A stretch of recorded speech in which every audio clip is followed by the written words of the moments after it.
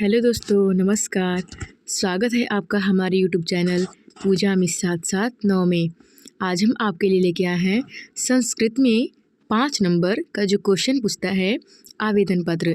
हिंदी में तो आप लोग आवेदन पत्र लिखना जानते होंगे, इंग्लिश में भी आवेदन पत्र लिखना आप लोग जानते होंगे। आज हम पढ़ेंगे कि संस्कृत में किस तरह से आवेदन पत्र लिखा जाता है। संस्कृत में अगर छुट्टी के लिए कोई हमें बोल दे आवेदन पत्र लिखने के लिए तो हम कैसे लिखते हैं। बहुत सारे बच्चे इस क्वेश्चन से परेशान रहते हैं। एग्ज़ाम में अक्सर ये क्वेश्चन पूछ देता है। संस्कृत में तो हमेशा पूछता रहता है कि आवेदन पत्र लिखें, जो कि बच्चों को समझ में नहीं आता है, लिखना नहीं आता है। तो चलिए आज हम इसको पढ़ते हैं और आसान तरीक़ा से समझते हैं। सबसे ज़रूरी बात यह है कि अगर आप इस चैनल पे नए हैं तो सब्सक्राइब करना बिल्कुल न भूलें, क्योंकि ऐसे बहुत सारे क्वेश्चंस हैं जो आपके एग्ज़ाम में आने वाले हैं और इस पर डाले जाएंगे। चलिए बिना देर किए समझते हैं। लिखा हुआ है पत्र लेखन प्रकरण, यानी कि आज हम सीखेंगे कि संस्कृत में पत्र किस तरह से लिखा जाता है। नीचे लिखा है अवकाश प्रार्थना पत्रम, अवकाश के लिए प्रार्थना पत्र, यानी कि संस्कृत में छुट्टी के लिए प्रार्थना पत्र किस तरह से लिखते हैं वो आज हम इसे देखेंगे। चलिए बिना देर किए समझते हैं। देखिए आपकी स्क्रीन पर ये सारी चीज़ें दिखाई दे रही होंगी, समझते चलिएगा और स्क्रीनशॉट ले लीजिएगा या कॉपी लिए होंगे तो इसको नोट कर लीजिएगा। देखिए शुरुआत में लिखा है सेवायाम। सेवायाम कहने का मतलब ये है, जब हम हिंदी लिखते हैं तो शुरू में लिखते हैं सेवा में, यही लिखता है ना, सेवा में। तो सेवा बोलने पर आ आता है और लता बोलने पर भी आ आता है। तो लता पर चलेगा सेवा का रूप, तो सेवा में पै पर जो है वो 7 नंबर पे आता है। अधिकरण में पै पर आपको याद होगा।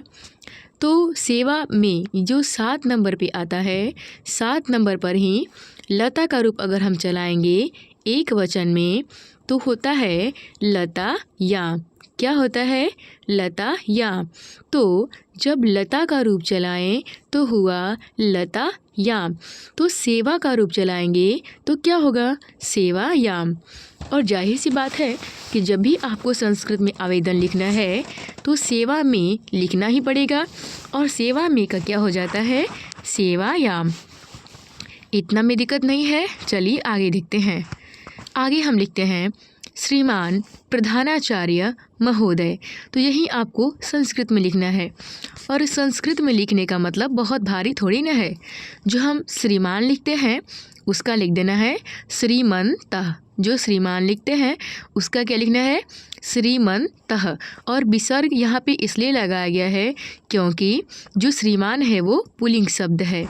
इसके बाद हिंदी में हम लिखते हैं प्रधानाचार्य महोदय। तो यहाँ पे लिखा गया है प्रधानाचार्य महोदयाः, यानी कि यहाँ पर भी विसर्ग दिया गया है। चलिए आगे देखते हैं। आगे हम लोग लिखते हैं विद्यालय का नाम।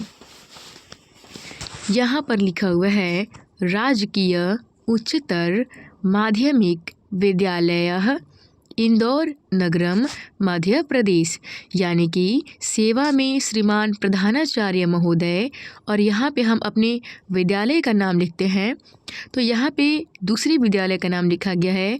अगर आपके विद्यालय का कोई नाम है तो यहाँ पे आप लिख सकते हैं।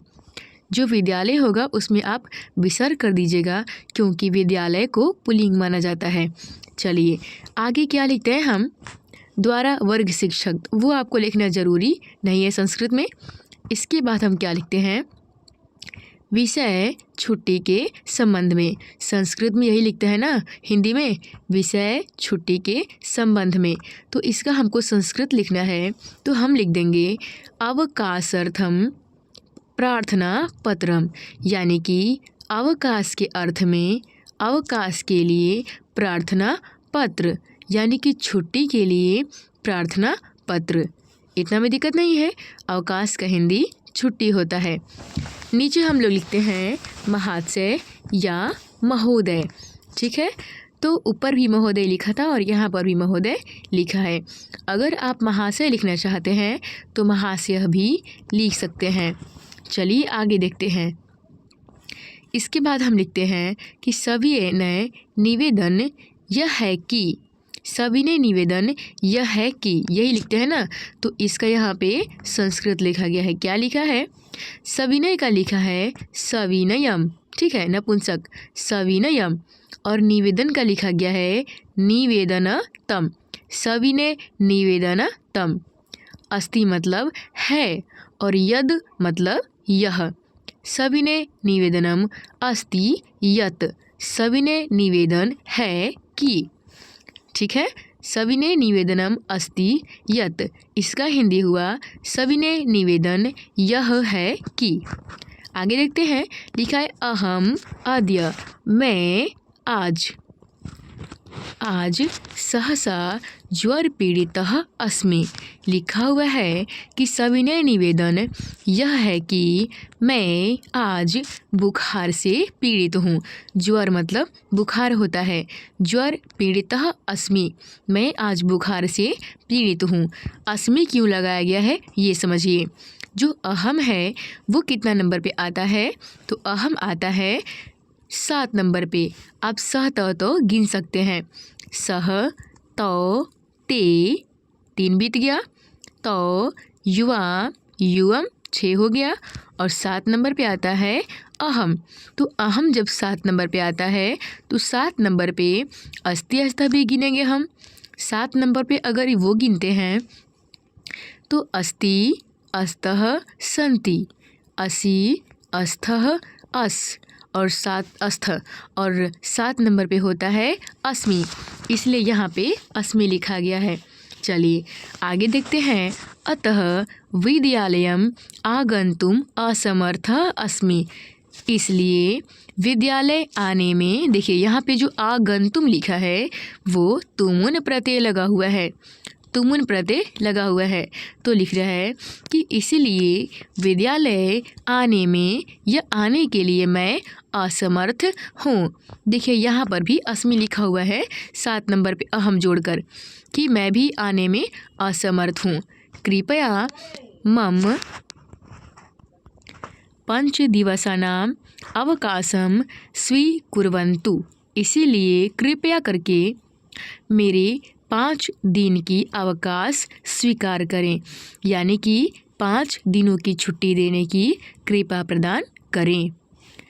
कृपया मम 5 दिवसानां अवकाशं स्वीकुर्वन्तु, इसका मतलब है कि मुझे 5 दिनों की छुट्टी देने की कृपा प्रदान करें। नीचे लिखा हुआ है भवदीयः शिष्यः कौशलः, आपका आज्ञाकारी छात्र कौशल। आप यहाँ पे अपना नाम लिख सकते हैं।